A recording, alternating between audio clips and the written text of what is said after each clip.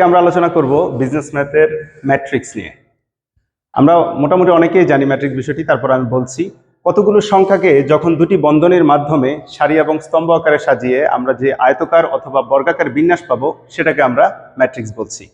আসুন আমরা একটু দেখি।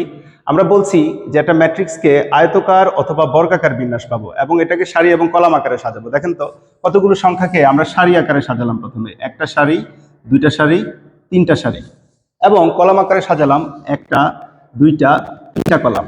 অর্থাৎ কতগুলো সংখ্যাকে আমরা যখন দুটি বন্ধনীর মাধ্যমে আবদ্ধ করে আমরা যখন সারি ও কলাম আকারে সাজিয়ে যে আয়তকার অথবা বর্গাকার বিন্যাস পাবো সেটাকে আমরা ম্যাট্রিক্স বলছি। দেখেন তো এই যে ম্যাট্রিক্সটা, এটাকে দেখতে কিছুটা বর্গক্ষেত্রের মতো মনে হচ্ছে।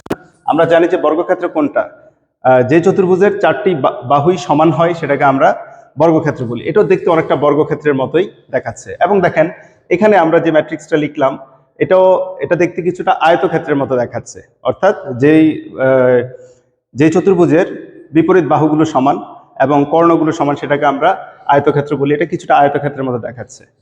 আচ্ছা আসেন, আমরা বলছিলাম যে ম্যাট্রিক্সকে আমরা দুটি বন্ধনীর মাধ্যমে আবদ্ধ করব। এখন এই দুটি বন্ধনী হতে পারে তৃতীয় বন্ধনী, হতে পারে প্রথম বন্ধনী, এবং আমরা এই যে উলম্ব যে খাড়া দুটি রেখা আছে এটা ম্যাট্রিক্সকে আমরা প্রকাশ করতে পারি। অর্থাৎ ম্যাট্রিক্সকে আমরা তৃতীয় বন্ধনী, প্রথম বন্ধনী এবং উলম্ব দুটি খাড়া রেখা দ্বারাও প্রকাশ করতে পারি। আসুন এরপর আমরা দেখব এখন এই যে ম্যাট্রিক্সের মাত্রা। তো ম্যাট্রিক্সের মাত্রাটা কি?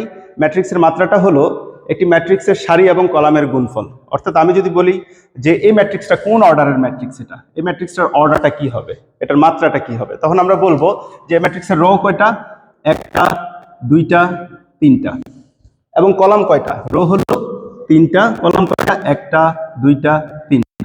তাহলে এটার অর্ডার হলো 3 অর্ডার ম্যাট্রিক্স। আশা করি সবাই বুঝতে পেরেছেন। আসুন তো এই ম্যাট্রিক্সটার অর্ডার যদি আমরা নির্ণয় করি, এটা কি হচ্ছে, এখানে রো কয়টা আছে, দুইটা, একটা, দুইটা, এবং কলাম কয়টা আছে, একটা, দুইটা, তিনটা। তাহলে আমরা এটাকে বলবো 2 × 3 অর্ডার ম্যাট্রিক্স।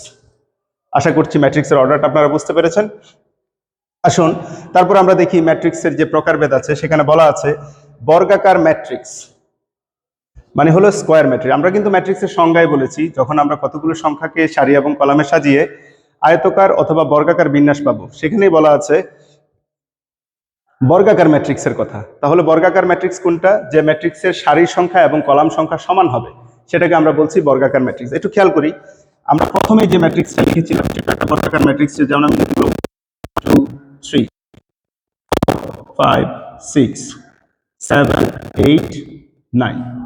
দেখেন তো এই ম্যাট্রিক্সটি একটি বর্গাকার ম্যাট্রিক্স। কিভাবে হলো এটা একটা বর্গাকার ম্যাট্রিক্স? এখানে রো কয়টা, একটা, দুইটা, তিনটা, এবং কলাম কয়টা, একটা, দুইটা, তিনটা। অর্থাৎ যে ম্যাট্রিক্সের সারির সংখ্যা এবং কলামের সংখ্যা সমান হবে সেটাকে আমরা বলছি স্কোয়ার ম্যাট্রিক্স বা বর্গাকার ম্যাট্রিক্স। আসুন আমরা তারপরে দেখি আয়তকার ম্যাট্রিক্স বা রেক্টেঙ্গুলার ম্যাট্রিক্স।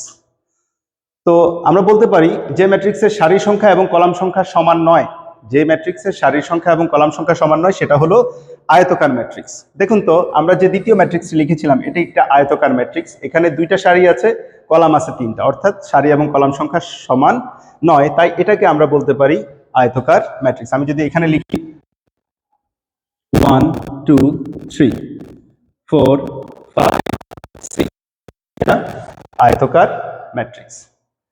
আসুন আমরা ম্যাট্রিক্সের আরো কিছু প্রকারভেদ নিয়ে আলোচনা করি। আমরা যদি বলি সারি ম্যাট্রিক্স। সারি ম্যাট্রিক্স কোনটা? যে ম্যাট্রিক্সের শুধুমাত্র একটি সারি থাকবে, শুধুমাত্র একটি সারি থাকবে, কলাম থাকবে না। একটু খেয়াল করুন, যদি বলি এই যে 1 2 3, এটাকে যদি একটা ম্যাট্রিক্স বলি, এটা হলো একটা সারি ম্যাট্রিক্স বা রো ম্যাট্রিক্স, কারণ এখানে শুধুমাত্র একটা সারি আছে। ঠিক সেম ভাবে আমরা বলবো যে স্তম্ভ ম্যাট্রিক্স বা কলাম ম্যাট্রিক্স। যে ম্যাট্রিক্সের শুধুমাত্র একটি কলাম থাকবে, শুধু একটি কলাম থাকবে, কোনো সারি থাকবে না, সেটাকে বলা হচ্ছে কলাম ম্যাট্রিক্স। 1 2 3, এইটা একটা কলাম ম্যাট্রিক্স। আশা করছি সবাই বুঝতে পারছেন। আসুন তারপর আমরা দেখি বিদেহী ম্যাট্রিক্স বা নাল ম্যাট্রিক্স। যে ম্যাট্রিক্সের সকল উপাদান শূন্য হবে, অর্থাৎ আমাদের ম্যাট্রিক্সের ভিতরে যে সংখ্যাগুলো আছে সেগুলো সবগুলো যদি শূন্য হয় সেটাকে আমরা বলবো নাল ম্যাট্রিক্স। আচ্ছা, তো নাল ম্যাট্রিক্স দুই ধরনের হতে পারে, এটা আয়তকার ম্যাট্রিক্সও হতে পারে, এটা বর্গাকার ম্যাট্রিক্স হতে পারে। আসুন আমরা দেখি, আমি যদি বলি 0 0 0 0 0 0, এটা একটা নাল ম্যাট্রিক্স বা বিদেহী ম্যাট্রিক্স। ম্যাট্রিক্সও বলতে পারবো 0 0 0 0, এটা একটা বিদেহী ম্যাট্রিক্স বা নাল ম্যাট্রিক্স। আসুন এবার আমরা দেখি একক ম্যাট্রিক্স বা ইউনিট ম্যাট্রিক্স। তো এই বিষয়টা জানার আগে আমরা সবসময় এটা মাথায় রাখবো যে এই এখন যে ম্যাট্রিক্সগুলো আলোচনা করবে এগুলো বর্গ ম্যাট্রিক্সের সাথে একটু মিল আছে, একটু খেয়াল করবেন। বলছে যে বর্গ ম্যাট্রিক্সের প্রধান কর্ণের উপাদানগুলো অশূন্য হবে, অর্থাৎ অশূন্য না, সরি, এক হবে। প্রধান কর্ণের উপাদানগুলো এক হবে, সেটাকে বলছে ইউনিট ম্যাট্রিক্স। তো আমাদেরকে প্রথমে কি বললো, যে ম্যাট্রিক্সটা হইতে হবে একটা বর্গ ম্যাট্রিক্স, অর্থাৎ যেখানে রো এবং কলাম সংখ্যা সমান হবে। একটু খেয়াল করি সবাই,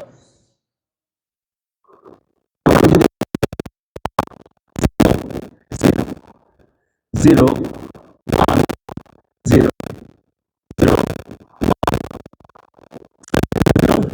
1।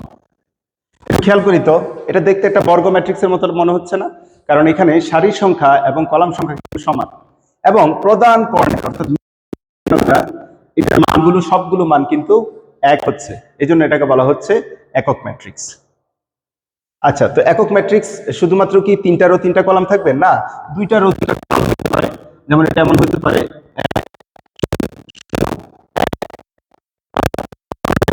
সেটা 1। আসুন এবার আমরা দেখি যে কর্ণ ম্যাট্রিক্স বা ডায়াগোনাল ম্যাট্রিক্স। তো ডায়াগোনাল ম্যাট্রিক্স কোনটা? যে ম্যাট্রিক্সের অশূন্য উপাদানগুলো, অর্থাৎ যে উপাদানগুলো আছে মানে প্রধান কর্ণের উপাদানগুলো অশূন্য হবে, এক নয়। একটু খেয়াল করেন, যে বর্গ ম্যাট্রিক্সের প্রধান কর্ণের উপাদানগুলো অশূন্য হবে, অর্থাৎ শূন্য ছাড়া অন্য যে কোনো কিছু হতে পারে। একটু খেয়াল করি, একটা বর্গ ম্যাট্রিক্স আমরা আগে লিখি।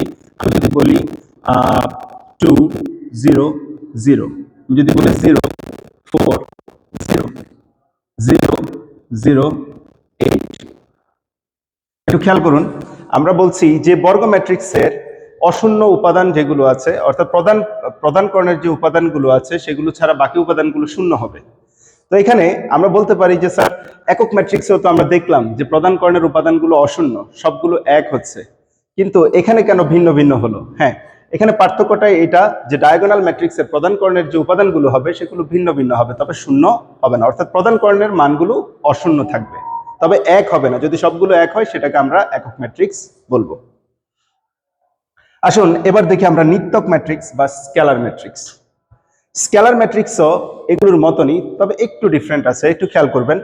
অর্থাৎ এক্ষেত্রে আমরা বলবো যে বর্গ ম্যাট্রিক্সের অশূন্য উপাদানগুলো সমান, অশূন্য উপাদানগুলো সমান। তো অশূন্য উপাদান কোনগুলো থাকে? মেইন ডায়াগোনালে অশূন্য উপাদানগুলো থাকে। একটু খেয়াল করি, আমি যদি বলি 2 0 0 0 2 0 0 0 2, দেখেন তো ম্যাট্রিক্সের যে ম্যাট্রিক্সের অশূন্য উপাদানগুলো সমান, অশূন্য উপাদানগুলো সমান হচ্ছে। তো এটাও 2, এটাও 2, এটাও 2। যদি এগুলো যদি সবগুলো যদি 1 হইতো তাহলে আমরা এটাকে বলতাম ইউনিট ম্যাট্রিক্স বা একক ম্যাট্রিক্স। এগুলো যদি ভিন্ন ভিন্ন হইতো তাহলে আমরা বলতাম কর্ণ ম্যাট্রিক্স। এগুলো যেহেতু একও না এবং ভিন্ন ভিন্নও না, সবগুলো মান সমান, এটাকে আমরা বলছি নিত্যক ম্যাট্রিক্স বা স্কেলার ম্যাট্রিক্স। এটা এমনও হতে পারতো a 0 0 0 a। তো আশা করছি ম্যাট্রিক্সের যে প্রকারভেদগুলো সেগুলো আপনারা ভালোভাবে বুঝতে পেরেছেন। তো দেখা হবে ইনশাআল্লাহ নেক্সট ক্লাসে। সবাই ভালো থাকবেন। আসসালামু আলাইকুম।